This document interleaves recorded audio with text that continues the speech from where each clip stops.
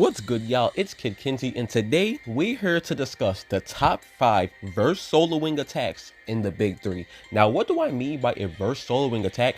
Basically, if a character was just randomly transported into a fodder anime verse or even like the in real life universe, how quickly can they just murk everybody on the planet? Basically, I'm looking for quickness and efficiency. It's how quickly can you get rid of this planet or subdue everybody on it.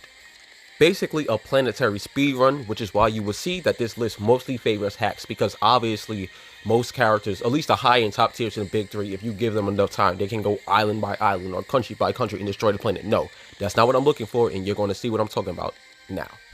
And at number 5, we have Toneri's Tensaigan Telekinesis. Basically, this man was going to hurl the moon into the earth and destroy the planet. Now, for obvious reasons, this is a verse soloing attack because the moon will be on a collision course with the earth. The only reason it's at number 5 is because, like I said, it's a collision course. It takes time. It's not like he's going to complete this in record time compared to what the rest of the list can do. But the simple fact that he can wipe out all of humanity in one attack, he's on the list.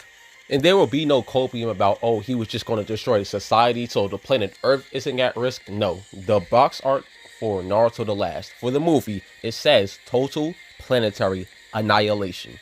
The planet was going to get destroyed. Toneri notes how he can even return the Earth from ashes. In the novelization for the last movie says that it can even revive a destroyed Earth. So yes, Toneri's Tensaigan Telekinesis is number 5 on the verse soloing attacks in the Big 3. And at number 4, we have Genryusai Yamamoto's Bankai. Zanka no Tachi, because, I mean, how much more blatant can it get? It said, if this Bankai is active for long enough, the Earth will be destroyed. Similar to Toneri, this isn't an instant verse soloing attack, but the simple fact that you can burn the Earth to ashes in a few hours, why wouldn't you be on this list? And while moving the moon should have some bad effects on the planet like tsunamis and a bunch of other stuff, I don't think we saw that in Naruto the Last, although like scientifically that is what should happen. But the reason I had Yamamoto's Bankai above Toneri's Tensaigan Telekinesis is because while his Bankai is active, there are like bad effects happening on the planet. As you can see, your lips get chapped, the air gets dry, you start getting ashy, water begins to evaporate as the planet is slowly burning down. And God forbid you're close to Yamamoto because he's literally burning as hot as the sun, 15 million degrees. When Yamamoto activated Zankatachi no West Zantetsu Goku, Yuha simply being close to the man, his eyes, his hair, his throat were all uncomfortable. So if you're on the other side of the planet away from Yamamoto, you're just gonna not know that the planet is burning. If you're in the same country as Yamamoto, you won't be able to breathe well and you'll be ashy. But if you're close to Yamamoto, you're going to turn to ashes. This is a verse soloing attack. And although you might be able to say this takes longer than Toneri hurling the moon at the planet, I think the negative effects Yamamoto causes on the planet places him above it. But as you're going to see later in the video, they're basically in the same tier of verse soloing attack, so it doesn't matter that much. At number 3, we have Kaguya's ETSO, the Expansive Truth-Seeking Orb. And what more needs to be said about this attack that has not been said already? If Kaguya pops this attack, planet. We talking about planet, the entire dimension is done.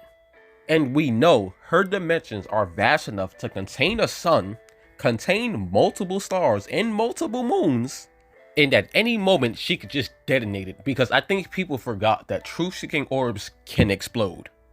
It's not necessarily that Kaguya's truth-seeking orb was going to grow to the size of a solar system. It was going to reach a certain size, then she was going to boom it, and then the solar system or universe, or whatever you want to say it is, would be destroyed, leaving nothing behind.